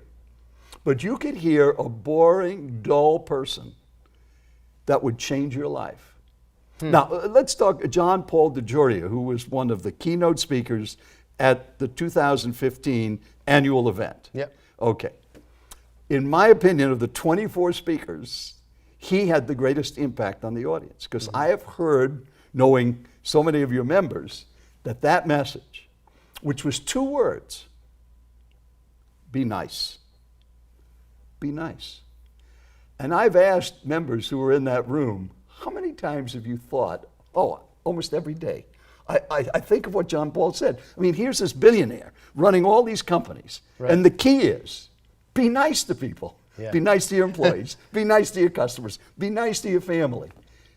Action resulted from his message, but he was quiet. He didn't have any humor. He sat in a chair and he talked, but what he said was so profound. Do you think it was just because of my speaking skills? It was your interviewing, I think, that probably drew that out of him. He probably never thought of that until exactly. he looked at that, because you're so nice. Right. I mean, I look at you and I just want to be nice. I'm a prince. I mean, yeah, you are a prince.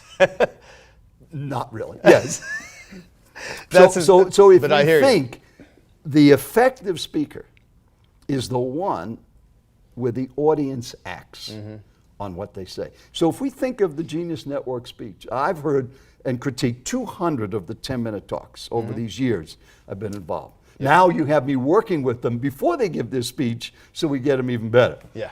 But at our last meeting, as an example, we had a speaker who was not a speaker, who never spoke really in front of a group, but had a message. And that was on retargeting. Right. Jimmy Harding. And in the introduction, which I worked for you, we said that he's not a speaker, but this was an important subject. And I think if we look back on the results of that meeting, more people acted on that idea than almost anything else that was said in those 2 days. So how much of the ability to be persuasive it has to do with the content versus the delivery? Now, of course, I'm asking you questions that some of them I know the answer to, but I want to make sure that the person we are talking to here actually kind of gets that. So if someone has incredible content or a great idea or a secret or something, but they're not really great at delivery, how versus someone is just polished and has an incredible presentation style, but their content is just mundane or boring. I mean, you can really take something boring and make it sound amazing, or you can take something really amazing and have it not sound all that amazing based on your ability to communicate. Well, there's a system, and that's what really my ultimate speaking system is built on. What I've learned in these 42 years and watching and critiquing over 10,000 presentations is it starts with the audience. If you always begin with who is the audience. So before we did this interview, what was the first thing we went over? Who is our audience? Right. So that's the first thing. If you know who your audience is, the second thing is, I call it the NFV formula. What do they need to be doing they're not doing now? That's the N. The F is fear. What are they afraid of, worried about, or concerned about? And the V is the victories. What are their successes or achievements? So if you know what the audience needs to be doing, you know what they're concerned or afraid about, and you know what their successes are, then, and this is what I do with all of your 10-minute speakers, and that's what we did with this retargeting with Jimmy Harding, was, okay, let's think of this audience. They don't know what retargeting is. Remember, you're the only one that knows this. So you can't think like a speaker. That's the mistake most speakers make. They think like a speaker. You have to think like the audience, because you're there because you know something that the audience doesn't know. Right. And you've got to make it so clear. Then the next thing is, in one sentence, based on what you know, and you know who you're talking to, what are you going to talk about? So that was the other thing. Once we talked about who our audience is for I Love Marketing, then we said, all right, what's the golden thread? The one sentence that this whole interview is about. Using speaking to grow your business.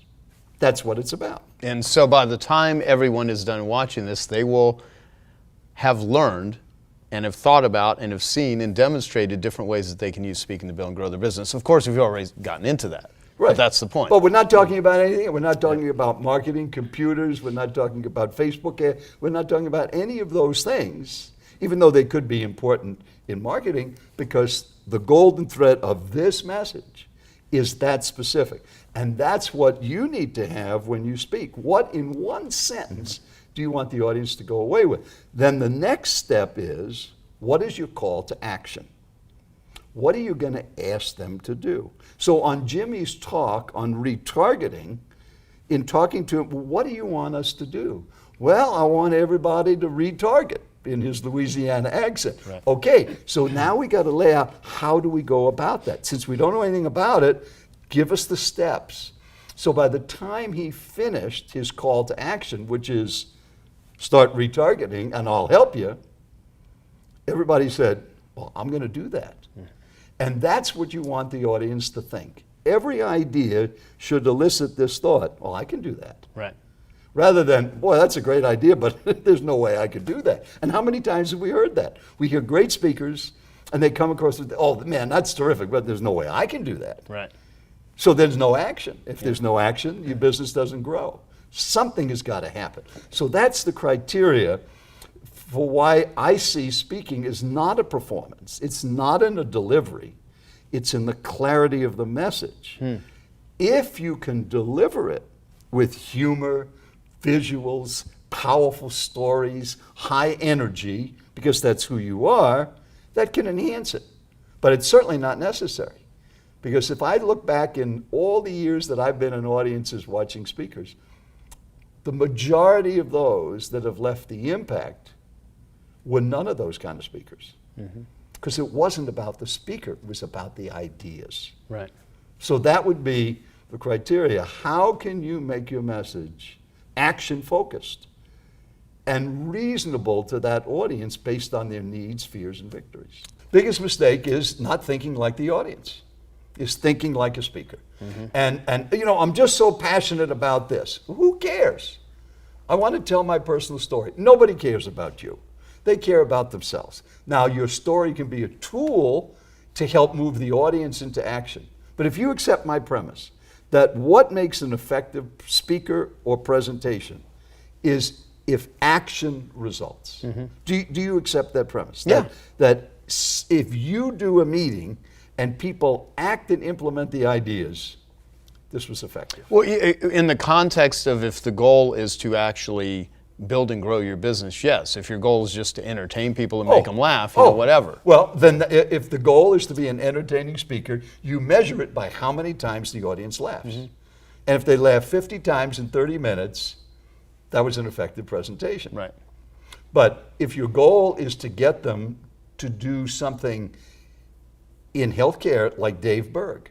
Dave Berg, one of your longtime members of Genius Network, we worked on his presentation. A year and a half ago, he started a new company called Redirect Health because he discovered our healthcare system in the United States was not effective. And he implemented it. He has 400 employees, so he has a big company here in Phoenix. And he implemented it, and he saved himself so much money, he shared it with his friends. And they implemented the system, and they saved money. So now, a year and a half later, he has 100 companies that have signed up with over 5,000 people using Redirect Health to have better health care. And Dave gave a talk about this, a 10-minute talk that changed people's thinking on the healthcare system. Well, and by the way, because we mentioned earlier your epiphany, if you actually want to see Joel in action, we're literally, as we're doing this interview, we're building the Genius X platform. And so a lot of your talks are going to go on there so people can actually see some of your 10-minute talks, see other examples of 10-minute talks. So since we brought up the 10-minute talk, you'll be able to see examples on geniusx.com.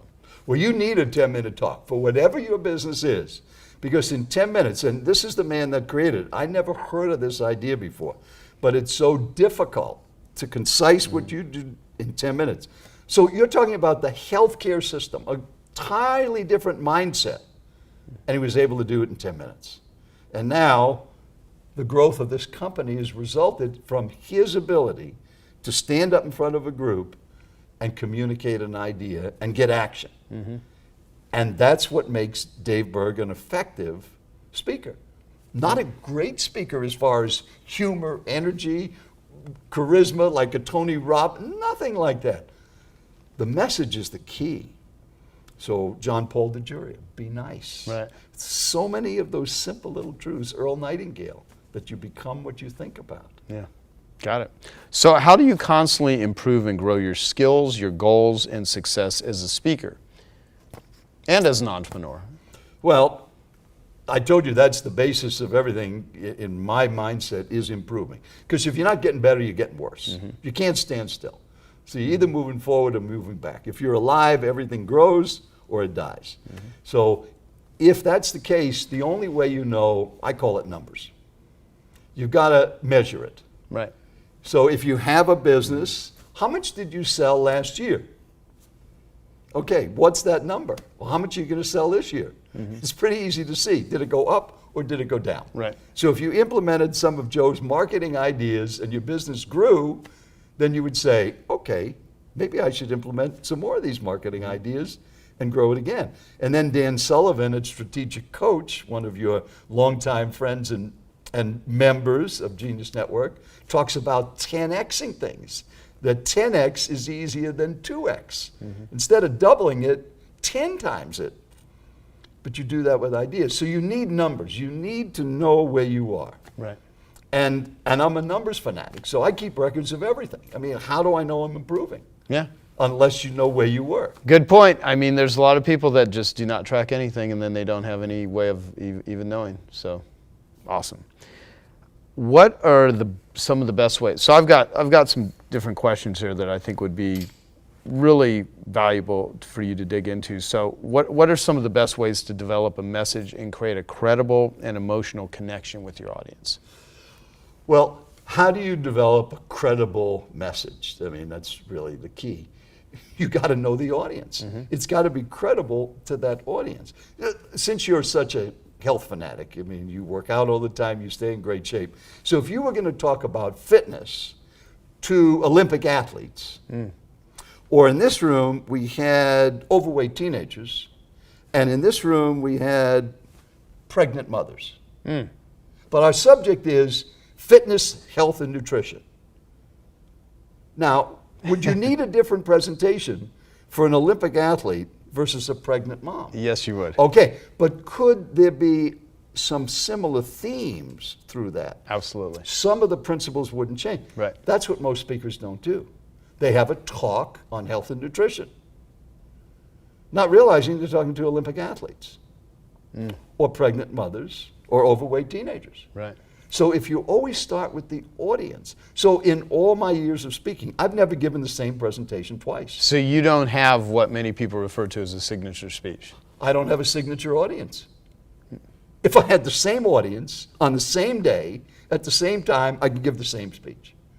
But and I go back many times to the companies, Train Air Conditioning Company, State Farm Insurance hired me in 1974, and they still hire me 40 some odd years later. But I've still never given the same presentation twice because the Train Air Conditioning Company has changed tremendously in 40 years. All the needs have changed, the fears change. So if I go back a month later, they say, well, why don't you do the same presentation? It's not going to be the same because the NFVs have changed. So you can have basic truths like your talk on nutrition and fitness, certain principle stories you can use, but you've got to reframe it for the Olympic athlete different than the pregnant mom. Interesting. And the same thing when I encourage all of the speakers that speak at Genius Network, who is in the audience? So we look at the member directory, Joe. We had 72 people at the last meeting. So I had the speakers that I coached before the meeting, let's look at the directory. How many of these are online marketers? There weren't that many. We had real estate people.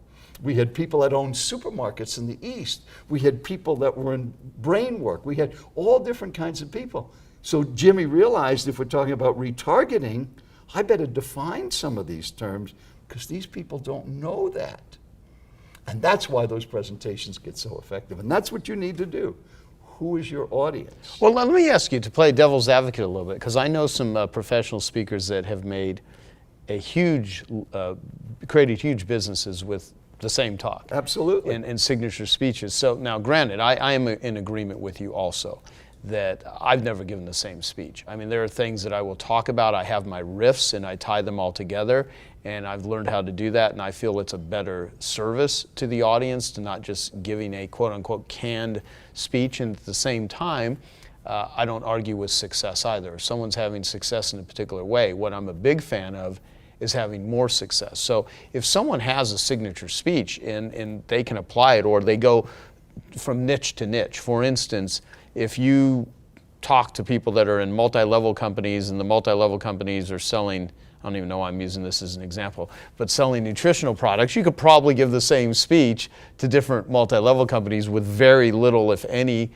changing. But if you have much different, you're talking to lumberjacks and then you're talking to, vegetarians, I mean, it could be quite a difference. So to what degree do you keep some things the same and just adapt it or customize it versus because what I don't want to do is scare anyone off saying, oh, I can never give the same speech, Well, you're bringing up so yes, that needs to be clarified. So let's just use this thing. You're talking about a multi-level company that sells nutritional products. Yeah. And you have company A that you spoke for, and now you're going to company B. Mm-hmm.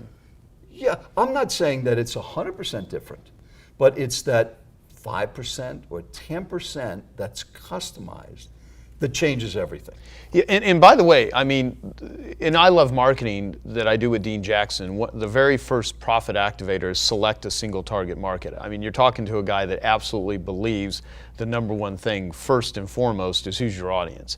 I mean, if you're going to fish, the bait you use is dependent upon what you're fishing for, and I'm not really a fisherman, so I'm just using that as an analogy. The point is, though, I'm very big on identifying who is the client. People don't buy from you because they understand what you do. People buy from you because they feel understood. And the more that you understand the mindset, the person, their fears, their paranoias, their needs, their desires, their perversions, I mean, everything you can, the better you're going to be able to connect and communicate with that individual. So I'm in favor of what it is you're saying. I'm also someone that's like, replicate what you can. Okay, absolutely. I'm not suggesting it's an entirely different presentation. Mm-hmm. So let's say you have 100 parts to this message. Stories, illustrations, examples. 95 of them could be exactly the same, but you reposition each one. So let's say company A has been established for 50 years and they have grown substantially. Company B sells the same basic products, except they've made 2 acquisitions and they've merged 2 other companies. Mm-hmm. That's a little different kind of product mix and mindset of these people. So if the speaker understood that and said, since you've just gone through these 2 acquisitions, we got 3 different groups of people in the room. We're coming together now under a unified thing. Let me tell you a story. Same exact story you told under A, but now you're reframing it for that audience. That's the kind of customizing I'm talking about. I'm not saying that the talk is entirely different, but it's reframing it and reusing that based on the needs, fears, and victories of this group with the 2 acquisitions. They're going through a lot more turmoil that this group didn't have. And once the audience knows that you know what they're thinking and feeling, that's how you connect with them. Right. When the audience says, that speaker knows exactly what I'm going through. Mm-hmm. And how many times have you sat and listened to a speaker and said, he doesn't have a clue what's going on with me? Right.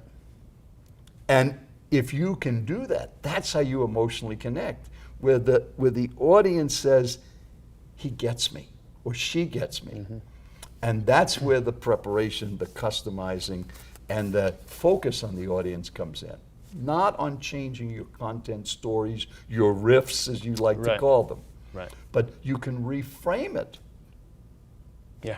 And I'll tell you, like that conversation we had a while back, if you remember, talking about, you said if you have a beautiful piece of art and you duct tape it to a wall versus putting it in a beautiful frame, it gives a much different presentation. So how you frame everything in speaking, in marketing, in packaging, in positioning has everything to do with how people respond and how you enroll people in. So I just even love the term of reframing, because listening to this, think about all of the things you say, how you present yourself, what you communicate, not just in speaking, but in your marketing, how you frame everything has to do with how people see it.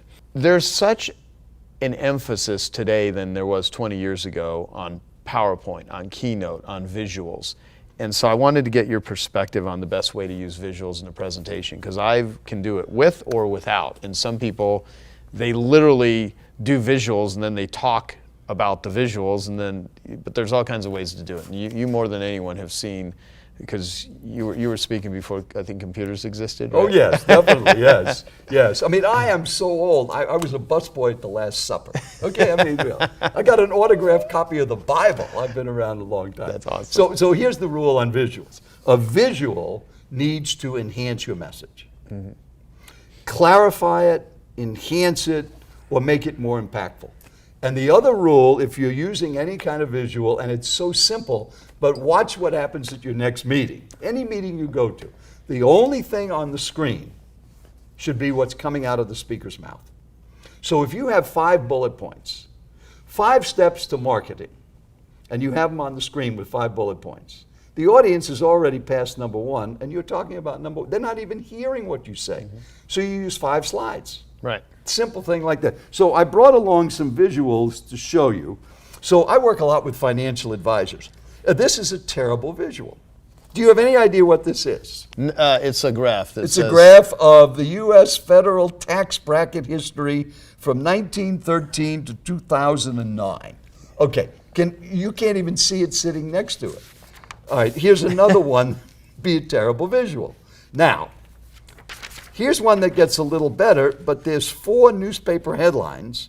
That should be on 4 separate slides. The Wall Street Journal on its own slide, Barron's on the other, Forbes on the other. So then in working with financial advisors, we've made an adaptation to put something like this on the slide. Why do you take risks? Okay. Profit, risk, loss. Simple thing. And if you're listening to the audio version of this, just suffice it to say that, there's. So we showed very complicated slides. Now here's a visual of being creative. Plumbers can be creative. Oh yeah. There's this creative plumbing company. Have you heard about them? No, I haven't. In our business, a flush beats a full house. Uh-huh. Okay, all right, so that's different. That's funny. Or if we're talking about some computer technology, now on the screen we're showing a picture of a mouse at a computer, and what we would call the mouse is actually a human being, and he's moving it around. Mm-hmm. Okay, so these are visual. You can see these. So the rule on a visual, in my feeling, is what's coming out of your mouth on the screen, it's got to be visible. If you can't see it, it's not a visual. How many times have you heard a speaker say, I know you can't see this. Then why are you showing it if you can't see it? What makes, in your mind, people successful at speaking, and what causes them to fail? Well, I think the answer to the first question is, what makes a successful speaker? It's one word. Results. Just think about that. If we think of the great speakers in our nation's history, John F. Kennedy, what did he say? We're going to land a man on the moon in 10 years and bring him home safely. What was the result? We landed a man on the moon and brought him home safely. Ronald Reagan said, Gorbachev, tear down that wall. And what happened? The wall was turned down. Martin Luther King said, I have a dream. And what happened with the civil rights movement? Look at the results those 3 speakers got with the words that they used. So that's what you need to think of as a communicator. What are the results that you're going to get? And one of the things in this system that I've developed is I've tried to create tools and ideas that are so doable, so simple and easy to use. And I framed them around a word or a sentence that you taught me, Joe, that little hinges swing big doors, that little tweaks, just like opening with know, have, feel. So let me share with you as a listener one of the other little tweaks you could think of. So let's say if I said to you, Joe, I can help you earn more money. Yep. Now that sounds like a good statement, but you're probably pretty broke right now. Or if I said, Joe, I can help you get in better shape. Chances are you're probably not in very good shape now. But if I add one word in front of better or more, so here's the tool. Anytime you use the word better or more, put in even. So let me give you that statement again. Joe, I can help you earn even more money. Joe, I can help you get in even better shape. Look how the tone of that message completely changes by giving your listener credit. Now, that doesn't mean they can't get in better shape, but it means that they're already doing something in the right direction. And just that word even. So in working with so many of our members at Genius Network on their presentations, just putting little tweaks like that. It's simple stuff, but it's taken me 46 years to figure these things out by watching and critiquing over 10,000 speakers and seeing how little things like that can make a difference. So think about just little tweaks, easy things. No, I totally agree. You know, the interesting thing about what you just said, the psychology behind it, is that most of the self-help books are, you know, what's wrong with you and how to fix it versus what's right with you and how to enhance it.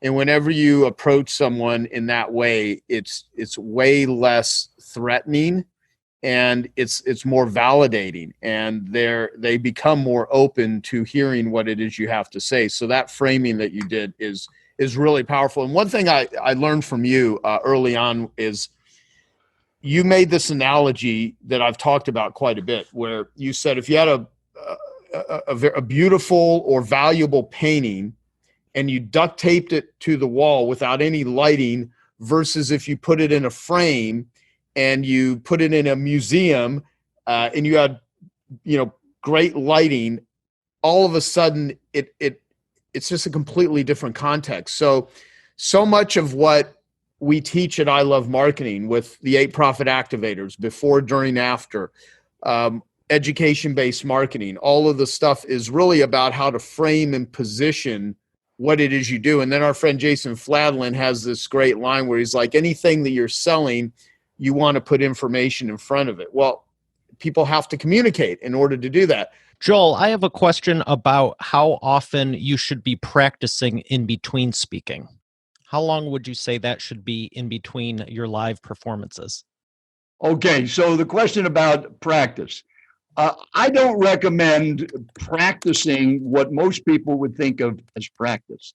I think the best practice is quietly thinking about your audience, about your message, and how that message is going to help them meet their needs, overcome their fears, reinforce their victories, and get yourself out of the way. And the reason I don't recommend practicing it is the reason I don't recommend practicing it and memorize the reason. Okay, so what am I doing? I've memorized something. I'm trying to think of that next word, and I just went blank. And you see that so often. So my suggestion, if you accept the premise, the belief that speaking publicly is a private conversation that a number of people hear at the same time. So if you and I had dinner, would we need to practice what we're going to talk about at dinner? No, we would need to know, okay, I want to ask you about the trip that you had to XYZ. I want to ask you about the kids, and I want to see about your book. So I made a mental note. Those are the 3 things we're going to talk about tonight. I don't need to think about what words to use. You have been speaking your whole life. So that's, to me, the best way to practice. And as a result, you should never give the same presentation twice because you don't have the same audience every time. It's about that audience, that day, on that podcast, that webinar, that live event, and no one else. And And Joe knows when we talked about him speaking at the National Speakers Association, how important it is to customize it to the audience you're talking to. And that's not something you memorize. So I know that might not be the answer you're looking for, but practicing something mentally and seeing it clearly in your mind is one of the best ways that you can do it. There are a few people that I've worked with that can memorize a talk and deliver it effectively. And I can count them on one hand. It's not something most people can do, and therefore it's not necessary. And you don't want it to sound like a talk that's canned. It's a conversation. So hopefully that'll answer that question for you. Thank you for answering in the honesty. Yeah, Joel, I want to say something. You helped me with that presentation I was given at National Speakers Association. So we did it at the headquarters here, which actually is located in Tempe, Arizona. And I never even prepared that presentation. I talked about things I've spoken about before, but you introduced me, you helped me organize it, and it was the highest rated speech in NSA's history at their headquarters there. And I don't even consider myself a public speaker. I just think of me as this marketing guy that happens to speak, and I run, a pretty amazing group, right? What I think we should do for everyone that gets your package is, because I've never distributed that talk, but someone here is asking, like, what's a great introduction? Well, the best introduction is you showing the model of doing an introduction. Like, if anyone gets Joel's program, you'll have to let us know that you got it so that we know. Well, I'll let you know, everybody. Yes. Yeah. We'll get you everybody. Jenny put in here, ilovemarketing.com/speak, and a 50% off coupon of the course. Use the code ILM, as in I Love Marketing, ILM, to get the course. But let's include the NSA presentation that I did with you introducing me and people seeing how I did it, because it literally got all, like, I think 4 stars or whatever they rated on different things, and it was across the board. And I was like blown away, because I mean, had you not helped me with that, there's no way in hell I could have done it. So it's not just even what you talk about, it's all these other things that are so important. And I mean, I tell people all the time, you're going to be, when I tell people to hire Joel in Genius Network, because I've told so many people in Genius Network, like, I got something to sell. You want, it's like, hire Joel. Just trust me on this. Even if you're not a public speaker, it's going to help you in all these other areas because of what he does. You're going to use it for the rest of your life. So.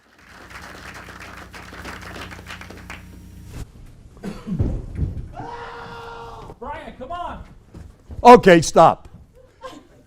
You just heard one word.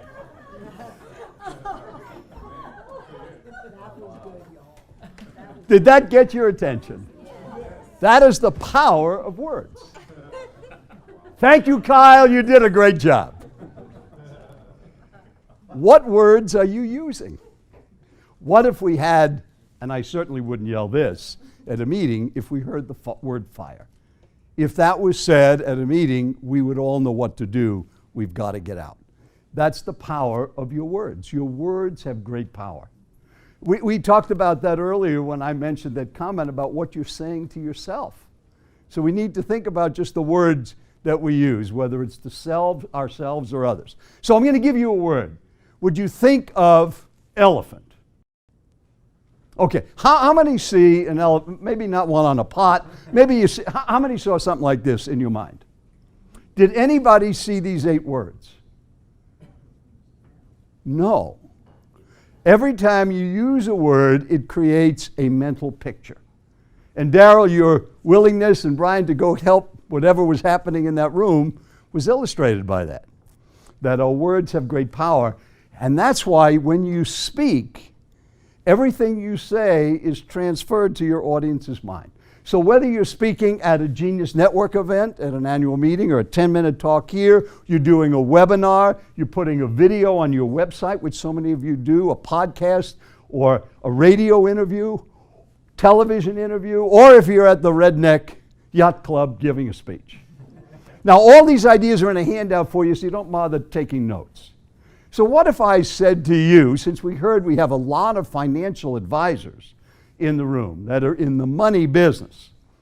I can help you earn more money. Does that sound like a good statement? I can help you earn more money. But if you think about those words, doesn't that infer that you're probably not doing very well? Or what if I said, I have a system to get you into better shape? Now, Fred, you're in great shape, right? Mr. Muscle Man here. But if I say, I have a system to get you in better shape, what picture comes to mind? Something like this. So here's your first four-letter word, even. If you will use this four-letter word every time you say more or better. So let me give you those two sentences again. I can help you earn even more money. What does that say? This is the kind of person you are. I have a system to get you in even better shape. What does that mean? Jim do. Is that good? Is that what you wanted me to say, Jim? Magnificent physical shape. It also gives people credit. It builds people up. Do you like that first idea? Yes. It's so simple. And in working with many of you on your presentation, Linda, on your meeting, we talked about just changing a few words that make such a greater impact. So just imagine it's Monday, that's this coming Monday, about 9:37, and you're back in front of your team. David, you have a lot of people that work with you. How many people do you have? We heard Nick had 22. How many in your company? About 155. So let's say at 9:37 in California, David's going to be in front of his people, and he says, I just got back from Genius Network. I am so excited. I got so many great ideas. We're going to make 3 changes around here that are going to grow our business even more. Now, is that a good statement? Okay. But we had that word change. Well, how do you feel when somebody says we're going to change something? Fear, uncertainty, disruption, confusion, all of those thoughts run into mind.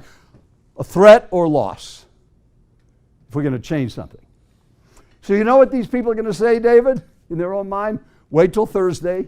He'll forget about everything, and we'll just go back to normal. Because he'll calm down. So here's your second word. Replace change with improve. I've got some great ideas on how we can improve what we do here. You know what people will say? If you go back on Monday and say, I just came back from Genius Network. I got so many ideas on how we can improve things. Well, what do you have in mind? People love to improve. So replace change with improve. Would that help you have a nice day? How many say that to people? Have a nice day, have a good day, end our emails. Oh, it's so great talking to you, have a nice day. Don't ever say that again. It's a conditional phrase. It means, sure, I'm going to have a nice day as long as I don't get a root canal. As long as I don't have to sleep on a bed of nails, go through an IRS audit and end up with this shirt. Sure, I'll have a nice day as long as I don't have to learn the names of David's 11 kids. You have one of your daughters here, right? And there's 10 more back home. He doesn't even know the names of all 11 kids. Alex, please stand up. Sure, I'm going to have a nice day, as long as I don't have to pronounce. How do you say that last name? See how easy it is for him. Or keep up with Linda McKissick's 101 activities, right, Jim, that she's got planned for this week. Then I'm going to have a nice day. So here's the third word. Instead of have a nice day, make it a great day. If you put make it a great day when your kids leave for school, have a nice day, well, bus drivers, tests, all that's going to affect me. Make it a great day, who's responsible? It's our responsibility. Just one little change, and people get stopped by it. Put it on your voicemail. End your emails with it.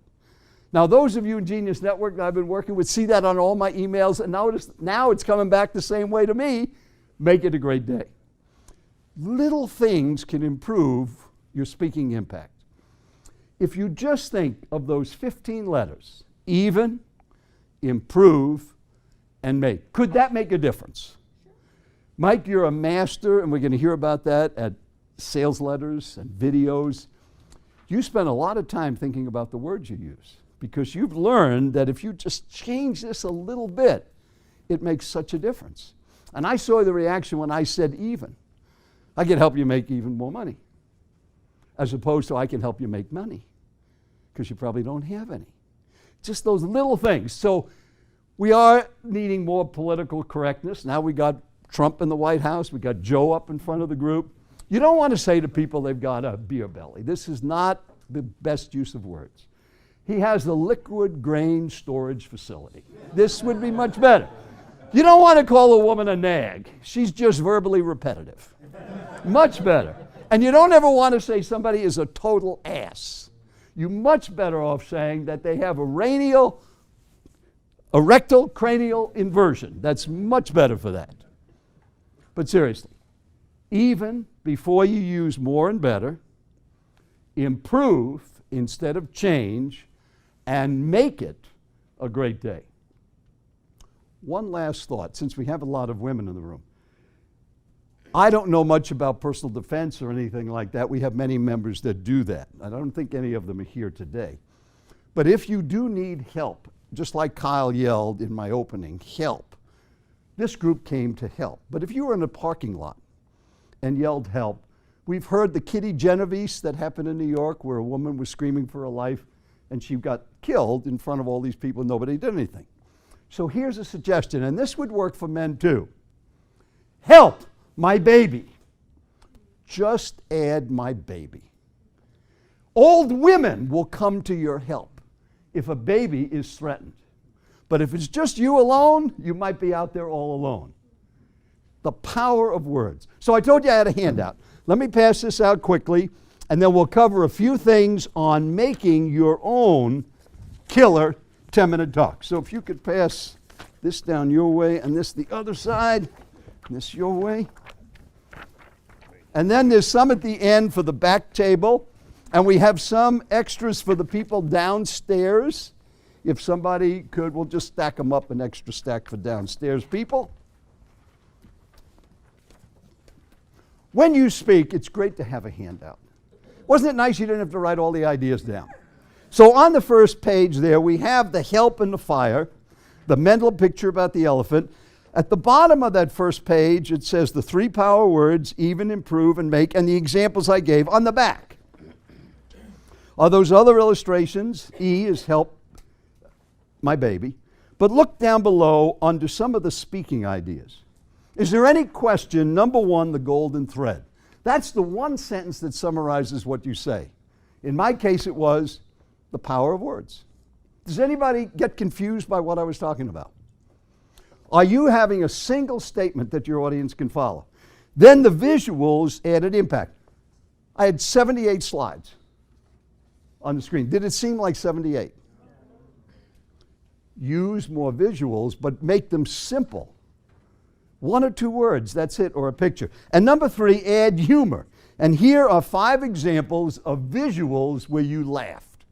I didn't have to be funny or say a joke.